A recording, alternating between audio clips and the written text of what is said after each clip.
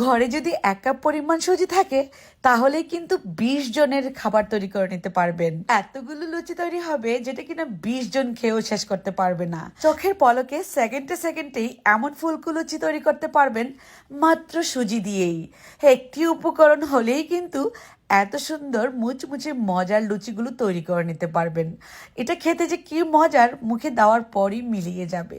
সকাল বিকেলের নাস্তায় আমি এটা তৈরি করে নিলাম। আর কথা বাড়াবো না, চলে যাব মূল রেসিপিতে।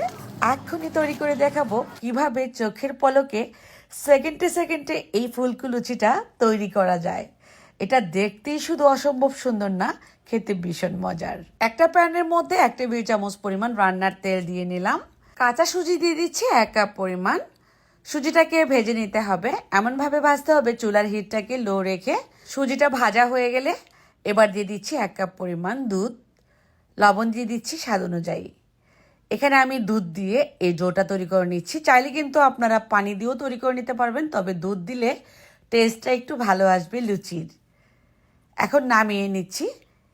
এটাকে একটু ময়ান করে মুছে নিতে হবে। অনেক সফট হয়েছে কিন্তু এই ডোটা।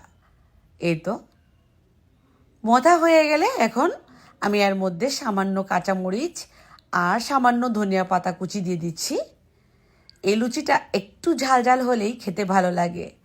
চাইলে কিন্তু আপনারা 1 চা চামচ পরিমাণ চিনিও দিতে পারেন, তাহলে লুচির কালারটা অনেক বেশি ভালো আসবে। আমি চিনি ব্যবহার করলাম না, চাইলে কিন্তু দিতে পারেন। এবার একটা বড় সাইজের রুটি বেলে নিচ্ছি, অর্ধেকটুকু লেচি কেটে নিয়ে। রুটিটা অত পাতলাও না, যেমনটা আমরা রেগুলার রুটি খাই ঠিক তেমন পাতলা।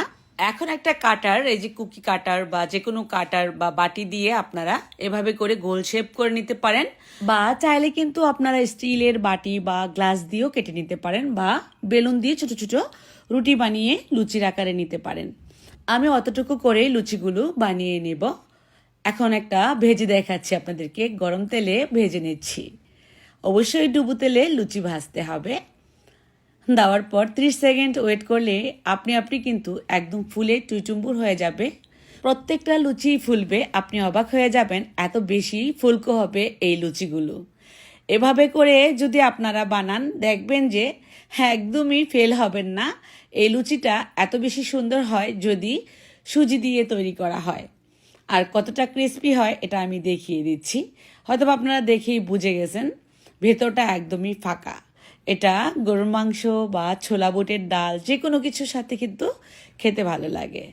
রেসিপি ভালো লাগলে অবশ্যই শেয়ার করে দিবেন। সবাই অনেক বেশি ভালো থাকবেন, সুস্থ থাকবেন। আল্লাহ হাফেজ।